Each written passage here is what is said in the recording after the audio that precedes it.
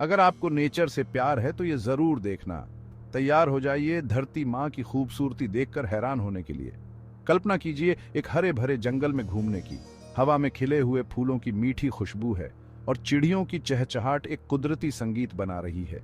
नदियां शान से बह रही हैं, सुनहरी धूप को छूती हुई, जबकि बड़े बड़े पहाड़ क्षितिज की रखवाली कर रहे हैं। छोटे से कीड़े से लेकर विशाल पेड़ों तक हर चीज इस खूबसूरत इकोसिस्टम में एक अहम भूमिका निभाती है। ये नेचर का तरीका है हमें जिंदगी का जादू दिखाने का। तो अगली बार जब आप बाहर जाएं तो एक पल लेकर अपने आसपास की सुंदरता को सराहें। ये चमत्कारों से भरी दुनिया है जो खोजे जाने का इंतजार कर रही है।